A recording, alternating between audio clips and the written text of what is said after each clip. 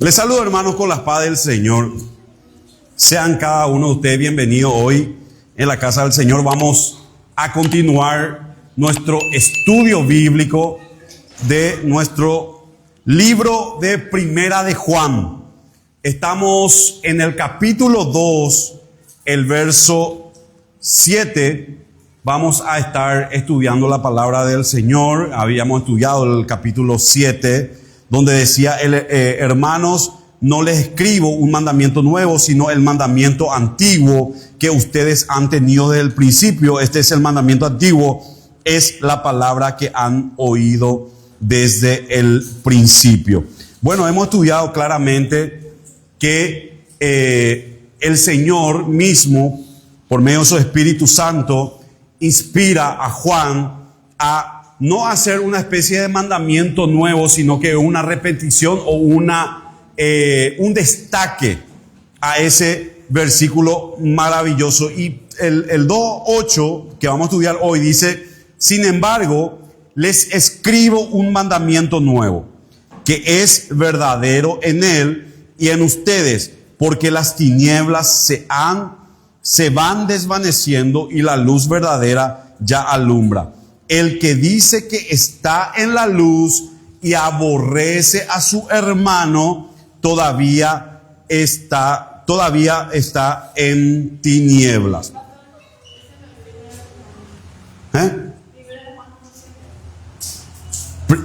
Sí, es el que estudiamos la semana pasada. Ahora, yo hice una pincelada más de la pasada y ahora empezamos el 8 y el 9 y adelante.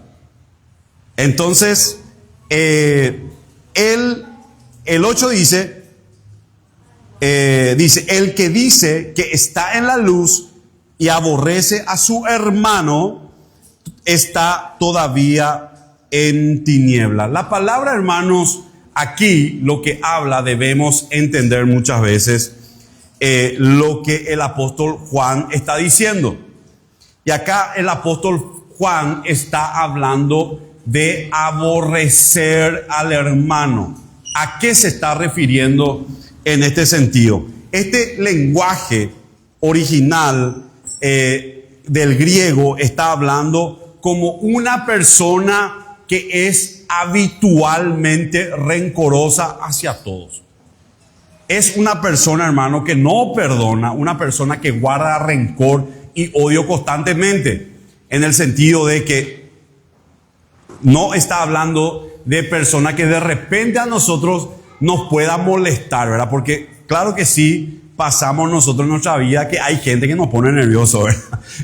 O a veces nosotros en un momento dado tenemos conflicto con esa persona, ¿verdad? Pero al final de cuentas el Espíritu Santo no nos cambia, ¿verdad? Como dice la palabra, airaos pero no pequéis. ¿En qué sentido? Dice también la Biblia, dice que el sol no se vuelva sobre tu enojo. Está hablando, hermano, de que el verdadero creyente no guarda una raíz de amargura, no guarda un rencor absoluto. Y nosotros tenemos conocimiento de gente que son realmente conflictiva, que odia a todo el mundo, que busca meterse en problemas, que vos le decís, por ejemplo, yo no le aguanto a fulano, yo tampoco no le aguanto. ¿Quién es? Ya te dice, ¿verdad? O sea, está queriendo ya entrar en pelea, ¿verdad? Vamos a decir. Y son personas realmente que guardan raíces de amargura, no existe ningún tipo de arrepentimiento, no perdonan. Y yo busqué esta raíz, hermano, del hebreo, del griego, que usa ahí aborrecer, y es la palabra miseo. Entonces, hermano, la palabra aborrecer, cuando el apóstol Juan está diciendo ahí, dice el que aborrece a su hermano. Quiero que presten bien atención en esto, en Primera de Juan capítulo 2, 9, 11, del 3 al 15 también. No se refiere a un enojo momentáneo, que a veces nos pasa, que a veces no, el vecino, el hermano mismo, a veces nos pone nervioso, hermano, ¿verdad? Tenemos un enojo, pero ese enojo es momentáneo, ¿verdad? A veces una persona nos puede inclusive herir, ¿verdad? y de repente, pero esa persona viene, nos pide perdón, etcétera. O de repente nosotros nos vamos, nos derramamos delante del Señor y terminó ahí. No es que vos te quedás con esa raíz y va a ver, esa persona va a ver y se vuelve a acordar. Y me acuerdo cuando esa persona me hizo esto, y me acuerdo, y son personas muy rencorosas. ¿Por qué, hermano? Y eso es una de las evidencias de que el Espíritu del Señor no se encuentra en esa persona. O sea, esa persona no es creyente genuino. Entonces, no se está refiriendo ahí a un enojo momentáneo, o a veces, por ejemplo, puede suceder que tenemos discusiones pasajeras, ¿verdad? No discutimos. Yo agarro con Martín, no discutimos, y de repente una discusión acalorada, ¿verdad? Pero eso no deja una profundidad importante en donde a mí me deje con un enojo permanente en contra del hermano Martín. Un ejemplo les doy, ¿verdad? Entonces, también, ¿qué pasa, hermano? Estas personas tienen una actitud constante de rechazo hacia esa persona que ellos están aborreciendo. Los rechaza constantemente. Hay una especie, como el griego original habla, que son personas hostiles, que no son personas pacíficas, ¿verdad? En todo momento ellos tienen una actitud de rechazo, una actitud de hostilidad, una actitud de guerra. Entonces, podríamos expresarlo de esta manera: el que vive con una disposición permanente, primeramente, de desprecio hacia su prójimo, el que mantiene en su corazón una enemistad, ¿qué cosa? Arraigada. Estamos hablando de raíces de amargura. El que persiste en su resentimiento y no quiere reconciliarse, o busca la reconciliación por conveniencia, pero en síntesis, en su corazón no tiene esa predisposición, y cualquier momento está latente esa circunstancia. Dice, el que decide vivir alimentando el rencor, él constantemente, o ella, está alimentando ese rencor, ese odio, y tiene literalmente una mala voluntad hacia la otra persona. Claramente estamos hablando de una persona contaminada por el odio y por el rencor. Entonces, hermano, la palabra miseo que está usando ahí, aborrecer, decimos que no es un momento de enojo que a veces nosotros tenemos, ¿verdad? Un enojo pasajero, sino que el apóstol Juan está usando está en un tiempo verbal que implica una acción constante. No está hablando de algo momentáneo o una cuestión pasajera, o bueno, yo hoy estoy enojado, o qué sé yo, como suele pasarnos, ¿verdad? Sino que está hablando, hermanos, de una persona que constantemente está enojada, está habitualmente a guardar ese rencor, y esto no es un evento en síntesis aislado, porque el verdadero creyente deja pasar muchas veces. A veces nosotros nos hieren, a veces nos golpean, pero el amor al prójimo, el amor al hermano nos hace dejar pasar esa situación. Entonces, la palabra miseo habla de una persona que se encuentra continuamente con odio,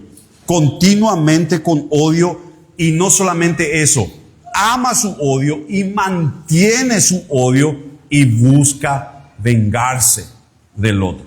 Amén. Claramente es de eso lo que se está refiriendo ahí, el que aborrece. Amén. El que aborrece. Entonces, hermano, poniendo todo en un sedazo, hermano, estas son personas que su estilo de vida realmente es un estilo de vida conflictivo con todos. Tiene una vida totalmente lleno y contaminada de odio. Entonces también dice, todavía está en tinieblas. Amén. Entonces, hay muchos hermanos que profesan ser cristianos, pero caracterizan por este odio, demuestran con esa acción que nunca han nacido de nuevo. Entonces, ahí Juan estaba hablando de estos falsos profetas que en definitiva no amaban a nadie, no deseaban el bien de otra persona, pero ellos amaban la filosofía, ellos amaban la sabiduría, vivían en sí mismos, eran personas rencorosas y mucho menos personas que quieran, como dice Martín, esta actitud de querer recapacitar, ¿verdad? Eran personas que realmente tenían falta de amor en ellos mismos. O sea, eran hipócritas, eran falsos.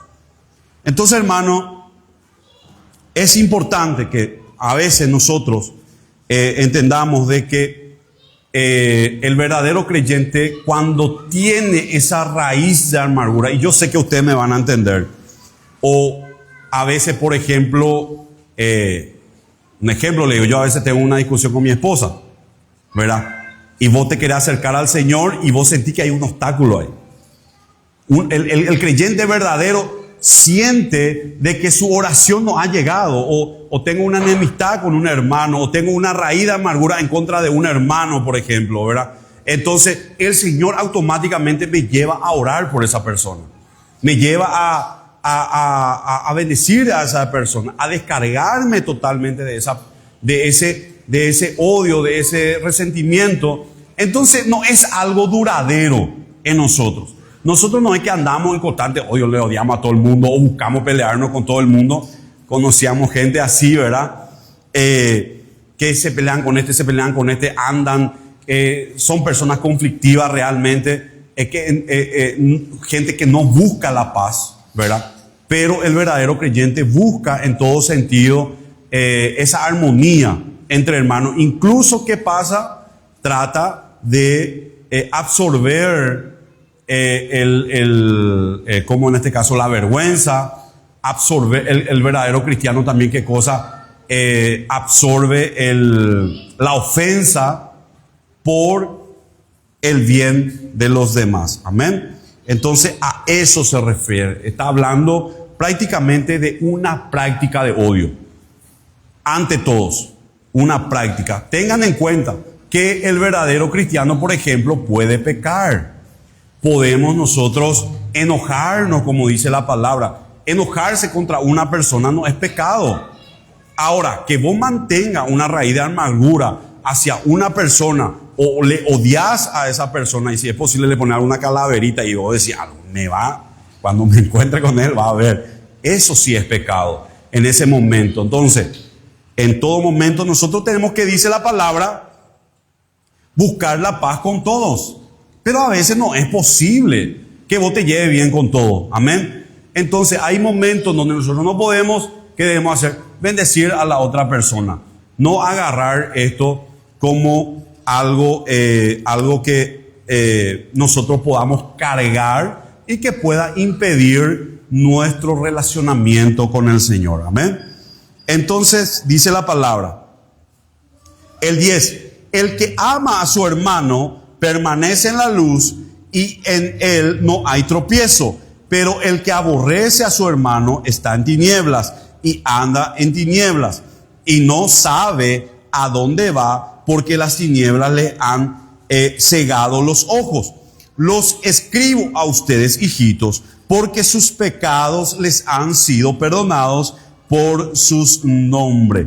Entonces, hermano, acá lo que el apóstol Juan está diciendo, de que existe dos tipos de familias. Dos tipos de familias. Existe la familia de Dios y la familia de Satanás. Dos tipos de familias. Es como que haya dos casas. No hay uno que vive en una casa intermedia, medio hijo del diablo, ¿verdad? O intermedio. No, acá nosotros tenemos dos familias. Los hijos de Satanás. ¿Sos hijo de Satanás o no soy hijo de Dios? ¿Sos hijo de Dios y no sos hijos de Satanás? Entonces, vamos a Juan capítulo 8, el verso 39. Jesucristo hace esta diferencia. Dice, ellos le respondieron, nuestro padre es Abraham. Jesús le dijo, si fueran hijos de Abraham, harían las obras de Abraham. Pero ahora intentan matarme a mí, que les he dicho la verdad, la cual he escuchado de Dios. Esto no lo hizo Abraham. Ustedes hacen las obras de su padre. Entonces le dijeron, nosotros no hemos nacido de un acto de inmoralidad.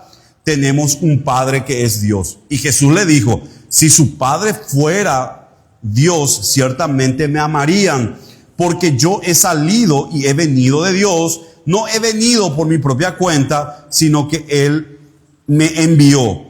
¿Por qué no entienden mi lenguaje? Pues porque no pueden escuchar mis palabras. Ustedes son de su padre el diablo y quieren cumplir con los deseos de su padre, quien desde el principio ha sido un homicida. No se mantiene en la verdad porque no hay verdad en él. Cuando habla mentira, habla de lo que le es propio, porque es mentiroso y padre de la mentira. Amén. Entonces, hermanos, hasta el 44. Pero a mí, que digo la verdad, no me creen. Bueno, ahí nosotros claramente vemos que hay dos grupos de personas, dos familias, los hijos de Satanás y los hijos de Dios. Entonces, lo que nosotros vemos, que Juan está haciendo una recordación de lo que él había escrito en el Evangelio, recordando lo que Jesús había dicho de estos dos pueblos o de estas dos familias. Entonces, entendemos de que los hijos de Dios, lo que son de la familia de Dios, primeramente han sido perdonados sus pecados y han llegado a conocer a Dios como su Padre Celestial. O sea, nosotros podemos decir de que somos su hijo y le podemos decir a Dios Padre. Entonces, esto, hermanos, tiene un resultado. ¿Cuál es el resultado de lo que yo les había comentado? Es de que nosotros somos parte de la familia de Dios. Amén. Entonces, por tanto, nosotros no somos de la familia del diablo y tenemos, hermanos, nuestra lealtad hacia Dios y no tenemos lealtad a quien controla el mundo. Hablábamos recién que hoy en día, con el hermano Martín, ¿qué pasa? Hay mucho amor del mundo, hay mucho amor de que a las riquezas, al sistema de este mundo que se han metido las congregaciones, justamente haciendo ¿qué cosa? La voluntad del diablo, no la voluntad de Dios. Primera de Juan, capítulo 2:15 dice, no amen al mundo ni las cosas que están en el mundo. Si alguno ama al mundo, el amor del Padre no está en él. Claramente está hablando de vuelta de dos familias. Aquel que tiene su corazón y su mente en las cosas de este mundo, en el sistema de este mundo, no es de Dios. No es de Dios. Amén. Claramente. Entonces, ahí está usando la palabra hijitos, ¿verdad? Como en primera de Juan capítulo 12 dice, les escribo a ustedes hijitos, porque sus pecados les han sido perdonados por su nombre. Hablando de que Él, como un padre espiritual, como un ya anciano, hablando con cariño a los hijos de Dios, ¿verdad? Entonces, ahí estamos hablando que es como una metáfora, hablando de que los hijos son descendientes de diferentes edades que descienden de una persona. Entonces, hermano, primera de Juan capítulo 2:13 dice, les escribo a ustedes padres, porque han conocido al que es desde el principio. Les escribo a ustedes jóvenes, porque han vencido al maligno. Les escribo a ustedes hijitos, porque han conocido al Padre. Y ahí escribe el apóstol Juan diciendo, escribí, he escrito. Entonces Juan está repitiendo el mensaje de estos versículos para subrayar que él pertenece a la familia de Dios y le está escribiendo a integrantes de la familia de Dios. Amén. Entonces, leemos en el 13, dice: les escribo a ustedes, padres, lo que leí recién, porque han conocido al que es desde el principio. Les escribo a ustedes, jóvenes, porque han vencido al maligno. Les escribo a ustedes, hijitos, porque han conocido al Padre. Hermanos, acá tenemos que diferenciar una cosa. No es que él está escribiendo a los padres hermanos, o a los jóvenes hermanos, o a los hijitos, en este caso, o a los niños. Amén. El apóstol Juan está haciendo una distinción de madurez espiritual. Amén. Hay una clara identificación dentro de esta escritura, en donde hay 3 etapas que la Biblia mismo menciona del crecimiento espiritual en la familia de Dios. Primeramente, ¿a quién le escribe? Padres. ¿Quiénes son los padres? Son los maduros espirituales, aquellos que ya tienen un conocimiento profundo de la doctrina de Dios, del entorno de Dios, tienen un conocimiento maravilloso de las promesas de Dios. Entonces, el pináculo de la madurez espiritual es conocer a Dios. ¿En qué cosa? En su plenitud. Porque el propósito de nosotros en venir a congregarnos, en estar juntos, en orar unos por otros, en estudiar la palabra, es qué cosa, que nosotros vayamos conociéndole mucho más a Dios. Filipenses capítulo 3:10 dice: a fin de conocer a Cristo y el poder de su resurrección y de participar de sus padecimientos, para llegar a ser semejante a Él en su muerte. Luego tenemos a quienes, a los jóvenes, que son aquellos que, a pesar de no haber tenido esa cúspide aún de profundidad del conocimiento de Dios en la palabra, en el transcurso de la vida, sí conocen qué cosa, las doctrinas fundamentales de la iglesia. Están todavía qué cosa, en desarrollo, están todavía aprendiendo, pero ya son personas que no van a ser movidas fácilmente de la sana doctrina. Están fundamentados en la doctrina principal. El maduro espiritual, mucho menos, porque él tiene un mayor conocimiento, está más curtido, vamos a decir, en las batallas. El joven todavía le falta más conocimiento que para ser adulto, pero ya está arraigado, está fundamentado en las doctrinas principales. Entonces conoce esa sana doctrina y tiene ya fuerza. Él va experimentando esa fuerza. ¿Contra qué? Contra el pecado. Él ya empieza a luchar en contra de qué cosa, del error, porque la palabra de Dios ya se encuentra arraigada en estos jóvenes. Amén. Espera que pase un poco.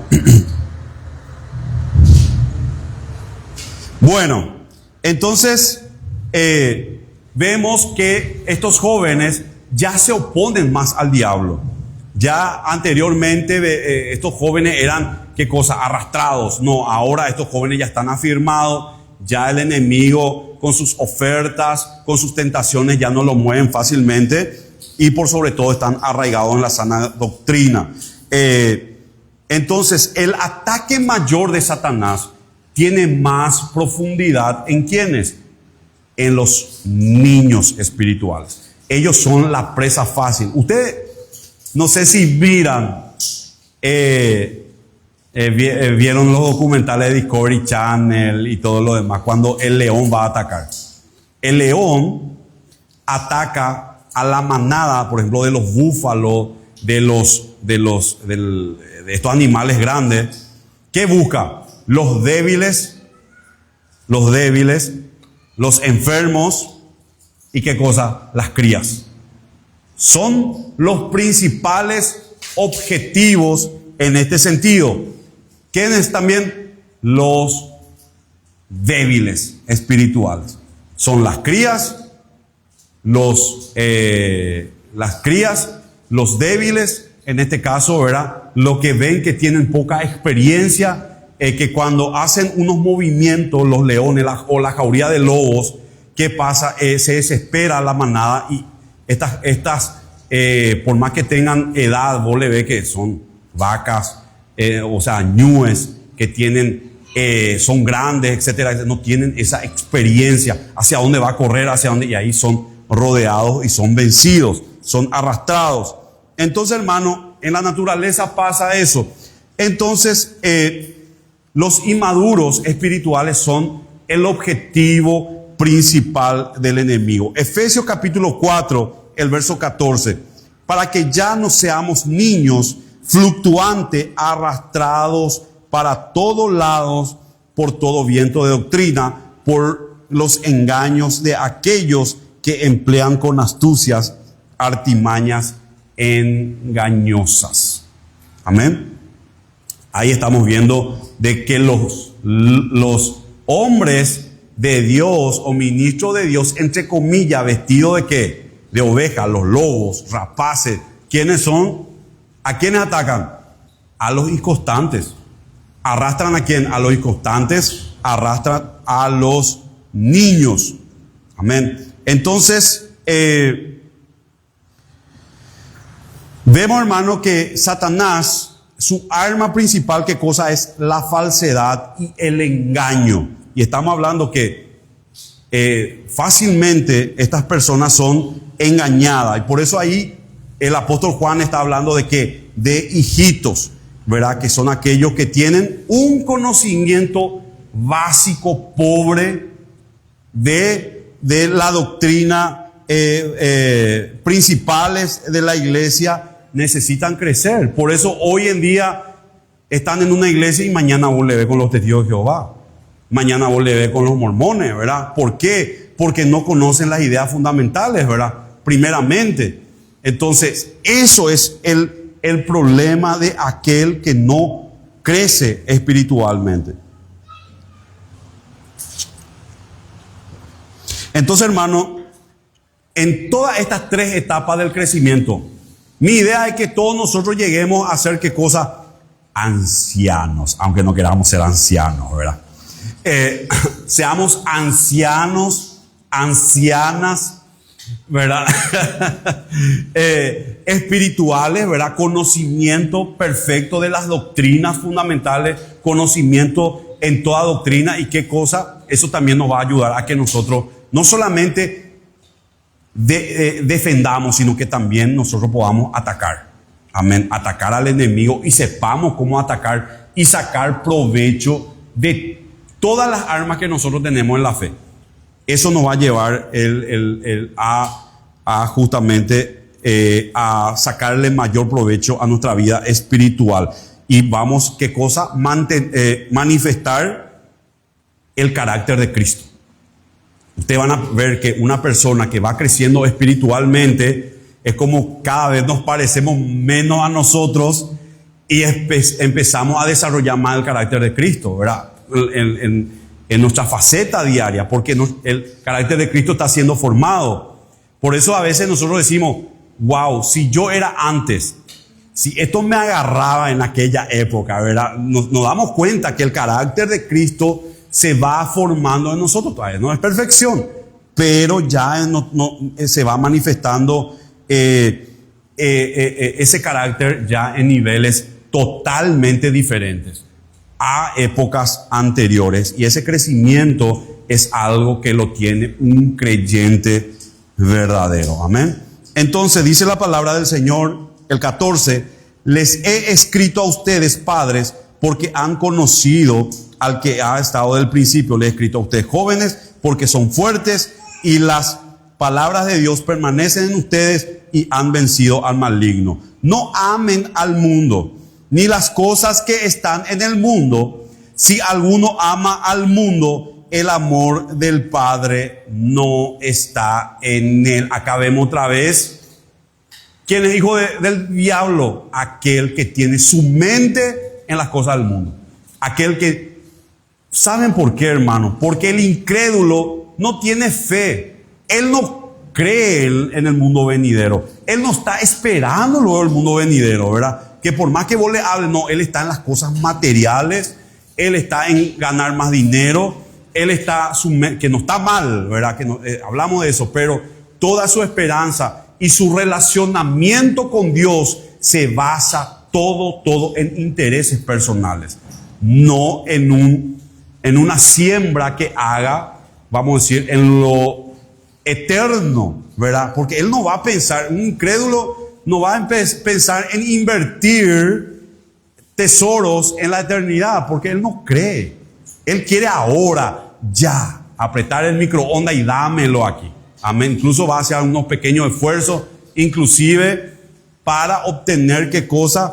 Esos beneficios ahora ya en la tierra. Entonces, ¿por qué actúa de esa manera? Porque su corazón está inclinado a este sistema del mundo, a este sistema. Entonces, acá nosotros vemos que Juan está repitiendo, ¿verdad?, la importancia de qué cosa, el amor, y que Dios es amor, como está diciendo en Juan capítulo 4, verso 7, y acá también está revelando que Dios aborrece ciertos tipos de amor. O sea, hay amores diferentes, las hay.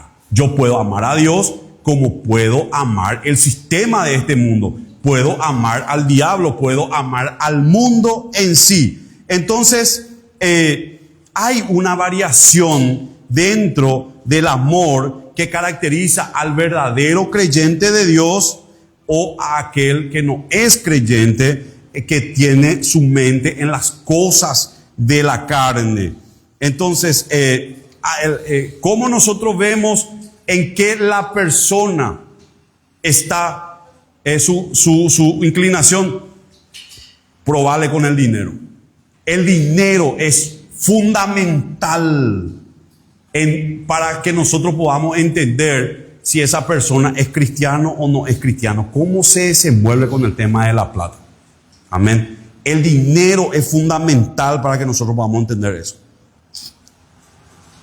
¿Por qué, hermano? Porque el cristiano primeramente ama a Dios, ama a los demás cristianos, ¿verdad? Porque el verdadero cristiano ama a otro cristiano, quiere encontrarse con otro cristiano, quiere compartir con otro cristiano. Hoy justamente estuvimos escuchando una prédica con mi esposa de las evidencias del verdadero cristiano. Y esta evidencia hablaba, era un predicador del año 1700, ya falleció. Y él decía que el verdadero cristiano busca compartir con sus hermanos cristianos. El que no es verdadero cristiano evita, vamos a compartir una tortillita, un asadito, etcétera, evita ese contacto. Va a irse en la iglesia, inclusive va a permanecer ahí, pero quedarse, compartir, ¿verdad? O pasar tiempo con otros hermanos en la fe es una característica indispensable de que esa persona no es creyente. Porque la vida en comunidad, la comunión de los santos es parte esencial de la vida de un verdadero creyente. Amén.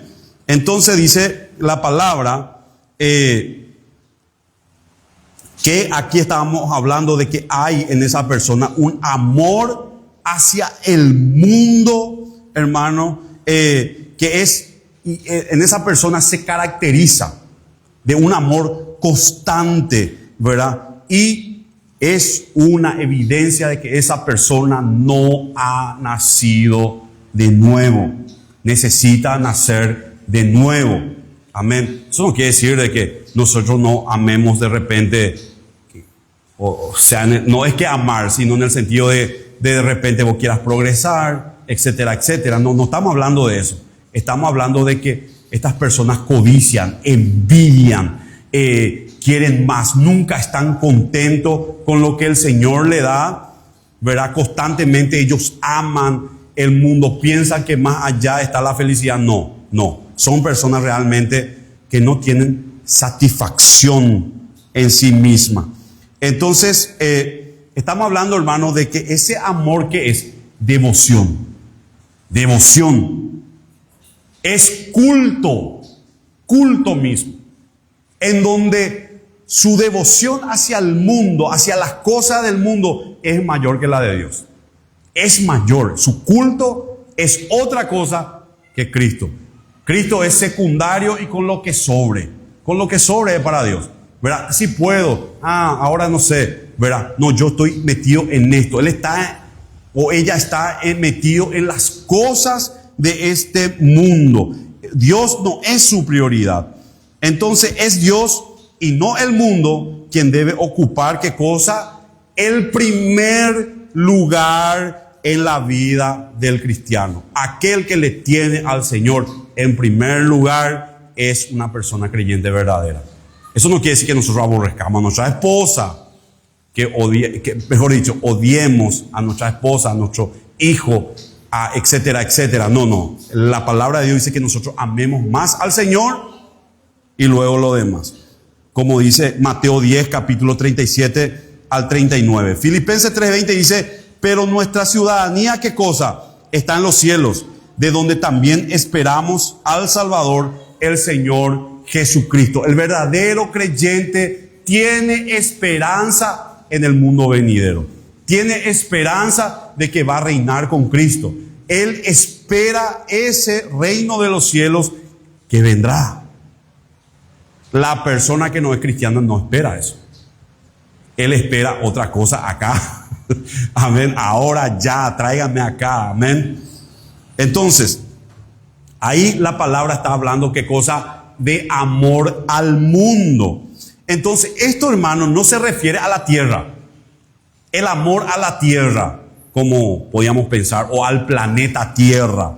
Esto, hermano, hace referencia, y no está haciendo referencia al mundo, este mundo físico, ¿verdad? Este mundo físico o material, sino a todo este sistema espiritual mundano, corriente, hermano, que pervierte, que ofrece, ¿qué cosa? Placer. Que ofrece, hermano, satisfacción, que no es Dios. Que no es Dios. Entonces, vemos que Satanás opera, reina en este mundo. Por eso Jesús lo llamó el príncipe de ¿qué? De este mundo. Está hablando de que no de la tierra, porque el dueño de la tierra es Dios. Él está hablando del sistema, de este sistema perverso que te ofrece otra cosa que no es Dios. Te está ofreciendo un placer en riquezas, cosas materiales, sexo, todo, una casita en la playa, etcétera.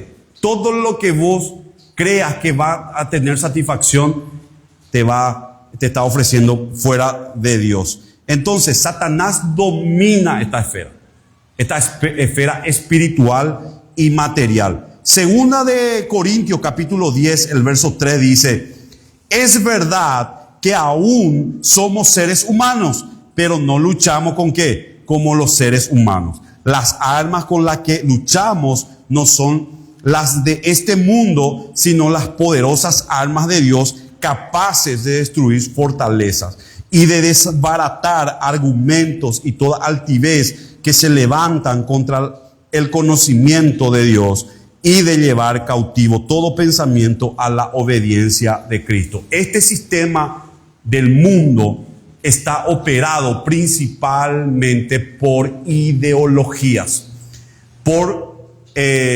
pensamientos ideológicos, teorías, ¿verdad? Doctrinas. Y esa es la guerra principal de Satanás. Incluso cuando Satanás viene te está diciendo, si obtenés esto vas a ser feliz. Eso es una doctrina que va en contra, ¿verdad?, de la doctrina de Cristo, ¿verdad? Sacándole a Cristo del lugar. Entonces todo es un conjunto de doctrina. Por eso una iglesia fuerte es una iglesia fortalecida en la doctrina de Cristo. Armada, munida, es aquella iglesia que tiene en su mente estas armas que no son carnales, sino poderosas en Dios para destruir fortalezas, como dice la palabra. Entonces, ¿Qué hay hoy en día? Ofrecimiento de Satanás que se oponen a Dios, se oponen a qué cosa? A su palabra y a su pueblo. Se oponen a nosotros, se oponen a Dios, se oponen a su palabra. Primera de Juan capítulo 5, 19 dice, sabemos que somos de Dios y que el mundo entero está bajo el maligno. Vean, hay una oposición en contra de la iglesia de Cristo, en contra de Dios, en contra de su palabra. Juan 12, 31, ahora es el juicio de este mundo. Ahora será expulsado el príncipe de este mundo, hablando de qué cosa, de Satanás, quien reina este sistema. Primera Corintios 1, 21, porque Dios no permitió que el mundo lo conociera mediante la sabiduría. Está hablando acá de la doctrina de la inteligencia humana, ¿verdad? Fuera de Dios, sino que dispuso salvar a los creyentes por la locura, ¿qué cosa? De la predicación. Contraria totalmente al mundo. ¿Qué quiere decir, hermano? Que tú y yo estamos andando contra la corriente. Y eso genera oposición, eso genera guerra, eso genera roces, disputas. Segunda de Corintios capítulo 4, 4 dice, pues como ellos no creen, el Dios de este siglo les ha cegado el entendimiento para que no le resplandezca en ellos la luz del evangelio, la gloria de Cristo, el cual es la imagen de Dios. Y ahí Juan dice, el amor del Padre no está en él. ¿Qué quiere decir eso? El Espíritu Santo, Cristo, aquellas personas que están en esta situación, hermano, no están en su corazón. ¿Qué quiere decir? No son creyentes, no son creyentes. Entonces, el cristiano genuino, que se caracteriza primeramente por el amor y la obediencia a Dios, uno cristiano en rebelión contra Dios. El no cristiano, ¿qué cosa? Está en constante rebelión en contra de Dios. Entonces, el no cristiano, ¿qué cosa? Está enamorado ¿de qué? Del mundo y de las cosas del mundo. Está, ¿qué cosa? Esclavizado totalmente por este sistema mundano que está controlado e influenciado por su padre, que es Satanás. Nosotros no estamos controlados por este sistema. Nosotros estamos en contra de este sistema. Efesios capítulo 2, el verso 1 dice, a ustedes Él les dio vida cuando aún estaban muertos en su delito y su pecado, los cuales en otro tiempo practicaron, pues vivían de acuerdo a la corriente de este mundo y en conformidad ¿con qué? Con el príncipe del poder del aire, que es el espíritu que ahora opera en los hijos de desobediencia. Entre ellos todos nosotros también vivíamos en otro tiempo, seguíamos los deseos de nuestra naturaleza humana y hacíamos lo que nuestra naturaleza y nuestros pensamientos nos llevaban a hacer. Éramos por naturaleza, ¿qué cosa? Objeto de ira como los demás. Contundente. Colosenses 1:13, y que también nos ha librado del poder de la oscuridad y nos ha trasladado al reino de su amado Hijo. Tremendo poder lo del Señor. Santiago 4:4, hay gente adúltera. ¿No saben que la amistad con el mundo es enemistad con Dios? Todo aquel que quiera ser amigo del mundo se declara enemigo de Dios. Entonces, hermano, no hay punto medio en estas dos alternativas. No hay un camino medio entre estos dos caminos. Está el que no nació de nuevo y aquel que nació de nuevo. El que nació de nuevo, sus hábitos, sus deseos están totalmente, ¿qué cosa? Dominados por el Señor. Y aquel que no nació de nuevo, su mente, sus deseos, sus pasiones, sus inclinaciones están dominados por Satanás, por el mundo. Y ahí veíamos lo que pasaba con estos falsos maestros que no tenían un amor verdadero, no tenían un compromiso verdadero hacia nadie. Ellos no amaban a nadie. Ellos solamente pensaban en ellos mismos. Ellos estudiaban para ellos mismos, ¿verdad? Como la otra vez nos estábamos riendo de una persona que le gustaba predicar en el espejo. Y predicaba al espejo. Y bueno, ya suena la trompeta y el espejo se va y él se queda, ¿verdad? Entonces, hay gente así, ¿verdad? Gente así. No, tenemos que predicar a otro. Tenemos que salir, hermano. Tenemos que hablar. Entonces, así eran estos falsos maestros que amaban la filosofía, que amaban su pecado y que, como dice Martín, informaliteí, pero entre ellos, ¿verdad? Ellos eran sabios en su propia opinión, pero que al final de cuentas no eran de bendición absolutamente para nadie, no demostraban absoluto amor para nada. Entonces, esto evidencia de que ellos amaban las cosas de este mundo, ¿verdad? Y esa condición no regenerada, no nacida de nuevo, era totalmente ajena a la salvación de Dios. Era totalmente ajena a la salvación de Dios. Amén. Mateo capítulo 6, 24. Nadie puede servir a dos amos, pues odiará a uno y amará al otro. No podemos, hermanos, estar en dos caminos a la vez. No podemos estar con el amor al dinero y con el amor a Dios. No.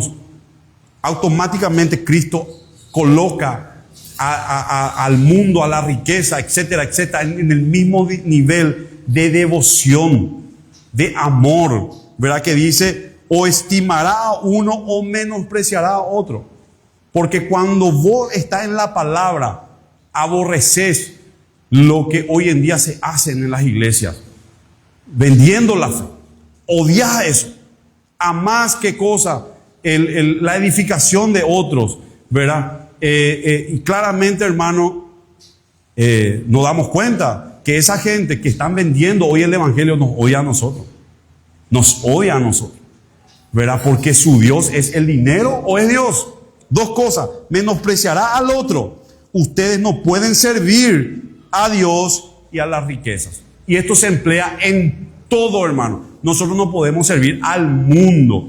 No podemos servir a Dios también a la par. No podemos estar sirviendo a este sistema demoníaco, hermano, y también estar sirviendo a Dios. Lucas capítulo 16, el verso 13. Ningún siervo puede servir a dos señores, porque a uno lo odiará y a otro lo amará, o bien estimará a uno y menospreciará al otro. Así que ustedes no pueden servir a Dios y a las riquezas.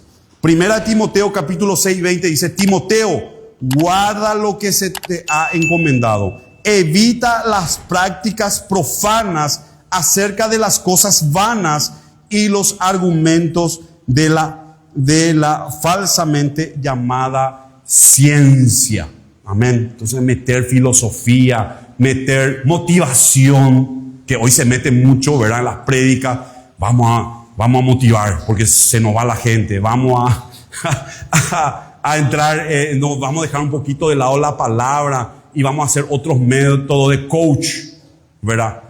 Entonces acá Pablo le estaba encargando a eso. No, predicar la palabra a tiempo y fuera de tiempo. Amén, que eso va a ser útil en esta vida y en la próxima. Amén. Segunda de Pedro capítulo 12, último. Y acá me quiero extender un poquitito, hermano, porque es tan precioso esto. Solo en la lectura.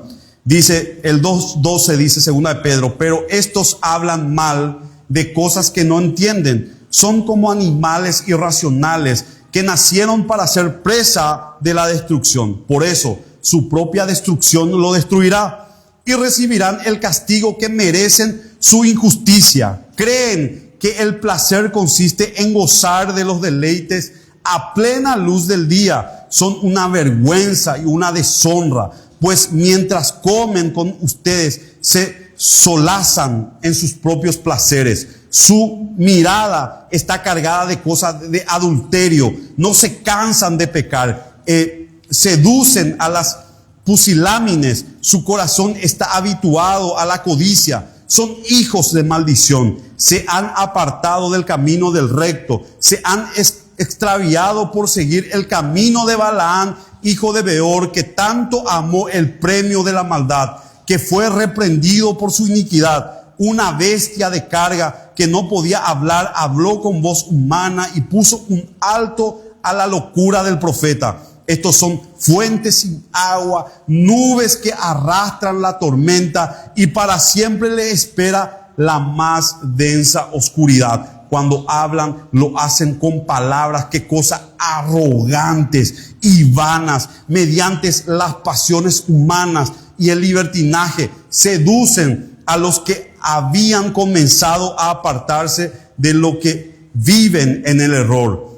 Les prometen libertad, pero ellos mismos son esclavos de la corrupción, pues todo aquel que es vencido se vuelve esclavo de lo